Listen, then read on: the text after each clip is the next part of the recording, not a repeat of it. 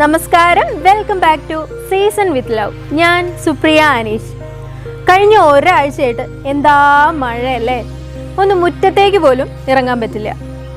അല്ല, മുറ്റത്തേക്ക് ഇറങ്ങിയിട്ട് തന്നെ എങ്ങോട്ട് പോവാനാ? ലോക്ക്ഡൗൺ അല്ലേ. അപ്പോൾ മഴയും ലോക്ക്ഡൗണൊക്കെ ആയിട്ട് വീട്ടിൽ മടി പിടിച്ചിരിക്കുമ്പോൾ വൈകുന്നേരത്തെ ചൂട് ചായക്കൊപ്പം കറുമുറാന്ന് കഴിക്കാൻ നല്ല ചൂടുള്ള കുഴലപ്പവും കൂടി ആയാലോ? സംഗതി പൊളിയായിരിക്കില്ലേ? അച്ചപ്പം, കുഴലപ്പം, ഔലോസുണ്ട തുടങ്ങിയ വിഭവങ്ങളിൽ തൻ്റേതായ കയ്യൊപ്പ് നൽകി ആളുകളിൽ നിന്നും പ്രശംസ പിടിച്ചു പറ്റിയ ഡാലിയ ചേച്ചിയാണ് നമ്മളുടെ ഇന്നത്തെ കുക്ക്. ഡാലിയ ചേച്ചി എൻ്റെ അയൽവാസി കൂടിയാണ്. ഒരു റോഡിന് അപ്പുറവും ഇപ്പുറവുമാണ് ഞങ്ങളുടെ വീട്. ഈ ഡാലിയ ചേച്ചിയുടെ കുഴലപ്പത്തിൻ്റെ പ്രത്യേകത എന്താണെന്നറിയോ? കഴിക്കുമ്പോൾ നല്ല കറുമുറാന്നുണ്ടാവും. എങ്ങാനും കയ്യിൽ നിന്ന് താഴെ വീണുപോയാൽ ചില്ലുപോലെ ചിതറിപ്പോകും, അത്രയ്ക്ക് സോഫ്റ്റാണ്. ഉരുട്ടാതെയും പരത്താതെയും കുഴലൊന്നും ഉപയോഗിക്കാതെ സേവനാഴിയിൽ വളരെ എളുപ്പത്തിലാണ് നമ്മളിന്ന് കുഴലപ്പം ഉണ്ടാക്കാൻ പോകുന്നത്. അപ്പോൾ അടുത്ത മഴ വരുന്നതിന് മുന്നേ ഡാലിയ ചേച്ചിയും കൂട്ടി നമുക്ക് കുഴലപ്പം ഉണ്ടാക്കിയാലോ?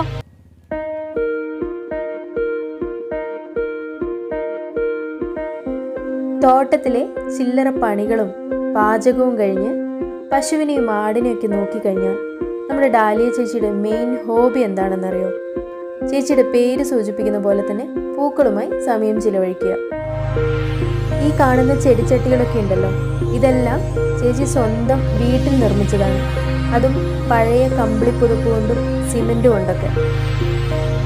ഈ കാര്യത്തിലൊക്കെ ചേച്ചിയെ സപ്പോർട്ട് ചെയ്യാൻ ചേച്ചിയുടെ ജോയേട്ടനും കൂടെ തന്നെ ഉണ്ട് കേട്ടോ. പല നിറത്തിലുള്ള പൂക്കളും പിന്നെ ചിരട്ടകളിൽ ചെയ്തിരിക്കുന്ന ഹാങ്ങിങ് പ്ലാന്റ്സ് ഒക്കെ ഇവിടുത്തെ മനോഹരമായ കാഴ്ചകളാണ്. നിങ്ങളെ കാണിക്കാനാണെങ്കിൽ ഒരുപാടുണ്ട്, പക്ഷേ നമുക്കിപ്പോൾ കുഴലപ്പം ഉണ്ടാക്കാനുള്ള സമയമായി. അപ്പോൾ ഇനി നമുക്ക് അതിലേക്ക് കിടക്കാം. കുഴലപ്പം ഉണ്ടാക്കുന്നതിന് 3 കപ്പ് വറുത്ത അരിപ്പൊടിയാണ് നമ്മൾ ആദ്യമായി എടുക്കുന്നത്. ഇത് ഇടിയപ്പത്തിനൊക്കെ ഉപയോഗിക്കുന്ന അതേ പൊടി തന്നെയാണ്, പക്ഷെ നന്നായി വറുത്തെടുത്തിട്ടുണ്ട്. അപ്പോൾ നിങ്ങൾ കടയിൽ നിന്നും വാങ്ങുന്ന പാക്കറ്റ് പൊടിയാണെങ്കിൽ അത് നന്നായി റോസ്റ്റ് ചെയ്തിട്ടുണ്ടെന്നുള്ളത് ഉറപ്പുവരുത്തുക. ഇനി കുഴലപ്പത്തിന് വേണ്ട ചേരുവകൾ എന്തൊക്കെയാണെന്ന് നോക്കാം. ആദ്യം തന്നെ 1 കപ്പ് ചുവന്നുള്ളി എടുത്തു വെച്ചിട്ടുണ്ട്. ഒരു 15 അല്ലി വെളുത്തുള്ളി കൂടി നമ്മൾക്ക് ആവശ്യമാണ്. ജീരകം ഏകദേശം 1 ടീസ്പൂണാണ് എടുത്തിരിക്കുന്നത്. ഇനി 2 മുട്ടയാണ് നമ്മൾ കുഴലപ്പം ഉണ്ടാക്കുന്നതിനായിട്ട് എടുത്തു വെച്ചിരിക്കുന്നത്. ഒരു 1.5 ടേബിൾ സ്പൂൺ എള്ളും കൂടെ നമ്മളുടെ കുഴലപ്പത്തിന് ആവശ്യമാണ്.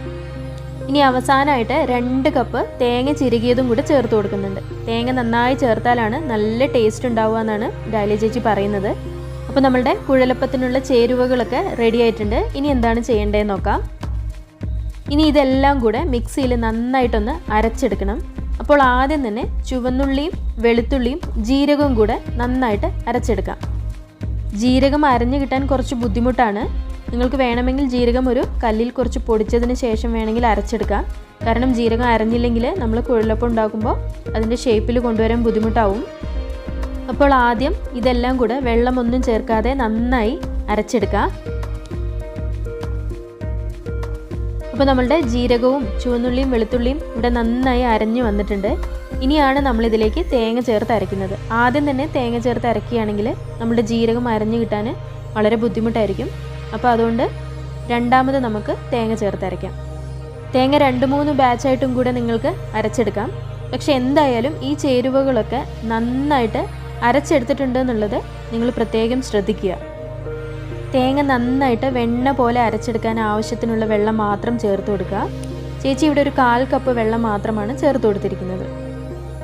ഇവിടെ നമ്മുടെ തേങ്ങയും ജീരകവും ചുവന്നുള്ളിയും വെളുത്തുള്ളിയും എല്ലാം നന്നായി അരച്ചെടുത്തിട്ടുണ്ട്. അപ്പോൾ അരച്ചെടുത്ത് കഴിയുമ്പോൾ ഈ ഒരു പരുവത്തിൽ നല്ല നൈസായിട്ട് അരച്ചെടുക്കാൻ പ്രത്യേകം ശ്രദ്ധിക്കുക. ഇനി അവസാനമായിട്ട് നമ്മൾ എടുത്തു വെച്ചിരിക്കുന്ന 2 മുട്ടയുണ്ടല്ലോ, അത് ഈ മിക്സിയുടെ ജാറിലേക്ക് പൊട്ടിച്ചിട്ടതിന് ശേഷം ചെറുതായി ഒന്ന് കറക്കിയെടുക്കാം. ഇത് സ്പൂണും കൊണ്ട് ബീറ്റ് ചെയ്തെടുത്താലും മതി, പക്ഷെ നമ്മൾക്ക് എളുപ്പത്തിന് വേണ്ടിയിട്ട് ഇത് മിക്സിയുടെ ജാറിലൊന്ന് ചെറുതായിട്ടൊന്ന് കറക്കിയെടുക്കാൻ പോവുകയാണ്. അധിക നേരമൊന്നും വേണ്ട കേട്ടോ, ഒരു 5 സെക്കൻഡ് വെറുതെ ഒന്ന് കറക്കിയെടുത്താൽ മതി. അപ്പോൾ നമ്മുടെ മുട്ടയും ഇവിടെ റെഡി ആയിട്ടുണ്ട്. അടുത്തതായിട്ട് നമ്മൾ മിക്സിയിൽ അരച്ചെടുത്ത അരപ്പെല്ലാം നന്നായി ഒന്ന് തിളപ്പിച്ചെടുക്കാൻ പോവുകയാണ്. ഇനി ഈ അരപ്പിലേക്ക് 1 കപ്പ് വെള്ളവും കൂടെ ഞാൻ ചേർത്ത് കൊടുക്കുന്നുണ്ട്. ഈ വെള്ളവും അരപ്പും എല്ലാം കൂടെ മിക്സ് ചെയ്ത് നന്നായിട്ടൊന്ന് തിളപ്പിച്ചെടുക്കുക. കുഴലപ്പത്തിലേക്ക് നമ്മൾ ചേർത്ത് കൊടുക്കുന്ന വെള്ളത്തിൻ്റെ അളവ് നമ്മൾ എടുക്കുന്ന പൊടിക്കനുസരിച്ച് വ്യത്യാസം വരാൻ ചാൻസ് ഉണ്ട്. നന്നായി വറുത്തെടുത്ത അരിപ്പൊടി ആയതുകൊണ്ട് പെട്ടെന്ന് തന്നെ വെള്ളം വലിച്ചെടുക്കാനും ചാൻസ് ഉണ്ട്. ഇത് അത്യാവശ്യം നന്നായി തിളച്ച് വന്നാൽ ഇതിലേക്ക് ആവശ്യത്തിനുള്ള ഉപ്പ് കൂടെ ചേർത്ത് കൊടുക്കാം. ഇവിടെ നമ്മൾ 1 ടീസ്പൂൺ ഉപ്പാണ് ചേർത്ത് കൊടുക്കുന്നത്. ഈ അരപ്പിൻ്റെ അളവ് കൃത്യമായി പറയുകയാണെങ്കിൽ നമ്മൾ അരിപ്പൊടി അളന്നെടുത്ത കപ്പിൽ 3 കപ്പ് കൃത്യമായിട്ടാണ് ഈ അരപ്പും വെള്ളവും കൂടി വരുന്നത്. ഇനി ഇത് നല്ല ചൂടോടുകൂടി തന്നെ നമ്മൾ എടുത്തു വെച്ചിരിക്കുന്ന 3 കപ്പ് അരിപ്പൊടിയിലേക്ക് ഇട്ട് കൊടുക്കുക.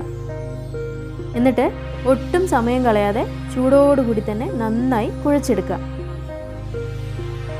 നല്ല തിളച്ച അരപ്പായതുകൊണ്ട് ആദ്യം കൈകൊണ്ട് കുഴച്ചെടുക്കാൻ ബുദ്ധിമുട്ടുണ്ടാവും. അപ്പോൾ നല്ലൊരു സ്പൂണിൻ്റെ പിൻഭാഗം എടുത്ത് നന്നായി മിക്സ് ചെയ്ത് കൊടുക്കുക. അതിനുശേഷം കൈ ഉപയോഗിച്ചൊരു 10 മിനിറ്റെങ്കിലും ഇത് നന്നായി കുഴച്ചെടുക്കണം. ഈ കുഴയിലാണ് നമ്മളുടെ കുഴലപ്പത്തിൻ്റെ ടേസ്റ്റ് മുഴുവൻ ഇരിക്കുന്നത്. അപ്പോൾ ഒട്ടും മടി കാണിക്കാതെ ചൂടോടുകൂടി തന്നെ നന്നായി കുഴച്ചെടുക്കാൻ ശ്രദ്ധിക്കുക. നമ്മൾ കുഴച്ച് വെച്ചിരിക്കുന്ന മാവിലേക്ക് നേരത്തെ മിക്സിയിൽ അടിച്ചു വെച്ചിരിക്കുന്ന മുട്ട 2 എണ്ണം ചേർത്ത് വീണ്ടും നന്നായിട്ട് കുഴച്ചെടുക്കുക.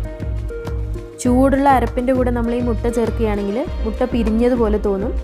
അപ്പോൾ അതുകൊണ്ടാണ് നമ്മൾ ചൂടാറിയതിന് ശേഷം മുട്ട ചേർത്ത് നന്നായി കുഴച്ച് കൊടുക്കുന്നത്. ഇനി അവസാനമായിട്ട് നമ്മൾ എടുത്തു വെച്ചിരിക്കുന്ന 1.5 ടേബിൾ സ്പൂൺ എള്ളും കൂടെ ഈ മാവിലേക്ക് ചേർത്ത് നന്നായിട്ട് കുഴച്ചെടുക്കുക. ഈ എള്ള് ചേർക്കുന്നതിനൊന്നും പ്രത്യേക അളവൊന്നുമില്ല. അവിടെ എവിടെയായിട്ട് കുഴലപ്പത്തിൽ ഇടയ്ക്കിടയ്ക്ക് കാണുന്നതായിരിക്കും ഭംഗി. ഒരുപാട് കൂടിപ്പോയാലും ഭംഗി ഉണ്ടാവില്ല. അപ്പോൾ ഇതൊക്കെ നിങ്ങളുടെ ഒരു ടേസ്റ്റിനനുസരിച്ച് നിങ്ങൾക്ക് ചേർക്കാവുന്നതാണ്. കുഴലപ്പം ഉണ്ടാക്കുന്നതിനുള്ള എല്ലാ സാധനങ്ങളും റെഡിയായി കഴിഞ്ഞു. ഇനി എങ്ങനെയാണ് കുഴലിൻ്റെ ഷേപ്പിൽ ഇത് ഉണ്ടാക്കിയെടുക്കുന്നതെന്ന് നോക്കാം. കുഴലപ്പം ഉണ്ടാക്കുന്നതിന് മാത്രമായിട്ടുള്ളൊരു പ്രത്യേകതരം അച്ചാണിത്. ഇത് പ്ലാസ്റ്റിക്കിലാണ് ഉണ്ടാക്കിയിരിക്കുന്നത്. ഈ അച്ചെടുത്തിട്ട് നമ്മുടെ ഇടിയപ്പം ഉണ്ടാക്കുന്ന സേവനാഴി ഉണ്ടല്ലോ, ഇതിൽ ഇതുപോലെ ഇട്ട് കൊടുക്കുക. എന്നിട്ട് നമ്മുടെ കുഴലപ്പത്തിൻ്റെ മാവ് ഇതിലേക്ക് നിറച്ചതിന് ശേഷം നന്നായി പ്രസ് ചെയ്ത് കൊടുക്കുക. ഇതെല്ലാ സൂപ്പർ മാർക്കറ്റിലും പാത്രക്കടകളിലൊക്കെ ലഭ്യമാണ്. 25 മുതൽ 30 രൂപയെ ഇതിന് വിലയുള്ളൂ. വളരെ എളുപ്പത്തിൽ കുഴലൊന്നുമില്ലാതെ കുഴലപ്പം ഉണ്ടാക്കിയെടുക്കാൻ എളുപ്പത്തിലുള്ളൊരു സാധനമാണിത്. അപ്പോൾ നമുക്ക് സേവനാഴിയിൽ ഈ മാവെല്ലാം നന്നായി നിറച്ചു കൊടുക്കാം. കുഴലപ്പം കഴിക്കാൻ ഭയങ്കര ടേസ്റ്റ് ആണെങ്കിലും ആ കുഴലിൻ്റെ ഷേപ്പിൽ കൊണ്ടുവരാൻ ഭയങ്കര ബുദ്ധിമുട്ടാണ്. അപ്പോൾ ആ ഒരൊറ്റ കാരണം കൊണ്ട് ചിലരെങ്കിലും കുഴലപ്പം ഉണ്ടാക്കാൻ ഒരു മടി കാണിക്കും. പണ്ട് കാലത്താണെങ്കിൽ കുഴൽ ഉപയോഗിച്ചും കൈയുടെ വിരൽ ഉപയോഗിച്ചൊക്കെയാണ് കുഴലിൻ്റെ ഷേപ്പിൽ കൊണ്ടുവരിക. പക്ഷേ ഇത് നിങ്ങൾക്ക് കാണുമ്പോൾ തന്നെ മനസ്സിലാകും വളരെ എളുപ്പമാണെന്നുള്ളത്. പൊടി കുഴിച്ച് റെഡിയാക്കി കഴിഞ്ഞാൽ പിന്നെ പെട്ടെന്ന് തന്നെ കുഴലപ്പം ഉണ്ടാക്കിയെടുക്കാം. അപ്പോൾ നമ്മുടെ ഡാലിയ ചേച്ചി ഉരുളിയൊക്കെ വെച്ച് കുഴലപ്പം ചുട്ടെടുക്കാനുള്ള എണ്ണ ചൂടാക്കാനായി വെച്ചിരിക്കുകയാണ്.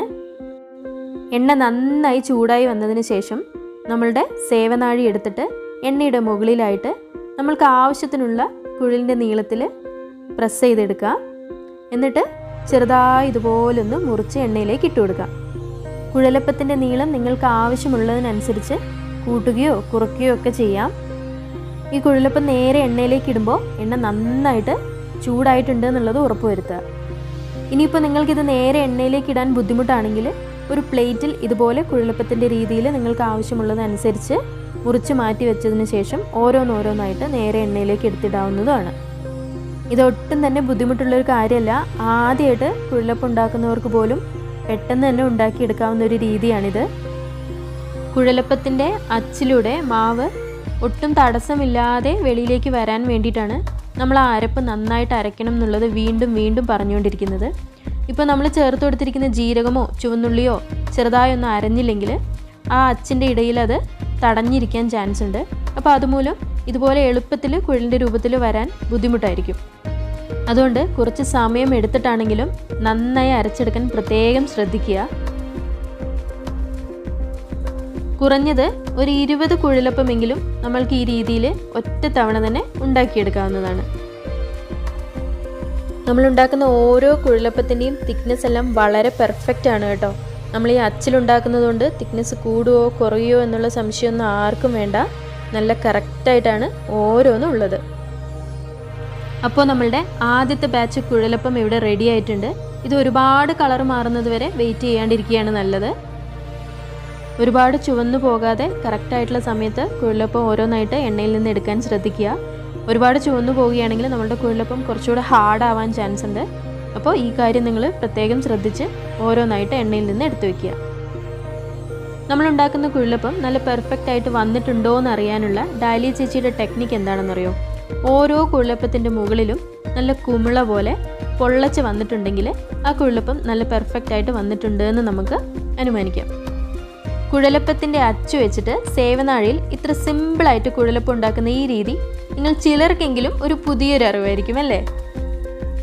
വളരെ ടേസ്റ്റി ആയിട്ടുള്ളൊരു കുഴലപ്പത്തിൻ്റെ റെസിപ്പിയാണിത്. അതും വളരെ എളുപ്പത്തിൽ ഉണ്ടാക്കുന്ന രീതിയും കൂടെ പറഞ്ഞു തന്നിട്ടുണ്ട്. അപ്പോൾ നിങ്ങളെല്ലാവരും ഡാലിയ ചേച്ചിയുടെ ഈ കുഴലപ്പം ഒന്ന് ട്രൈ ചെയ്ത് നോക്കുക. എന്നിട്ട് നിങ്ങളുടെ വിലയേറിയ അഭിപ്രായങ്ങൾ കമൻറ്റ് ബോക്സിൽ കമൻറ്റ് ചെയ്യുക. മറ്റൊരു പ്രധാനപ്പെട്ട കാര്യം പറയാനുള്ളത്, ചാനൽ ഇതുവരെ സബ്സ്ക്രൈബ് ചെയ്യാത്തവർ ദയവായി സബ്സ്ക്രൈബ് ചെയ്യുക. സബ്സ്ക്രൈബ് ബട്ടന് തൊട്ടടുത്തുള്ള ബെല്ലൈക്കണിൽ ഓൾ എന്ന ഓപ്ഷനും കൂടെ ഇനേബിൾ ചെയ്യുക. അങ്ങനെ ചെയ്യുകയാണെങ്കിൽ ഞാൻ അപ്ലോഡ് ചെയ്യുന്ന ഓരോ വീഡിയോയുടെയും നോട്ടിഫിക്കേഷൻ നിങ്ങൾക്ക് അപ്പോൾ തന്നെ വരുന്നതായിരിക്കും. മറ്റൊരു വീഡിയോയുമായി വീണ്ടും കാണാം. Thank you.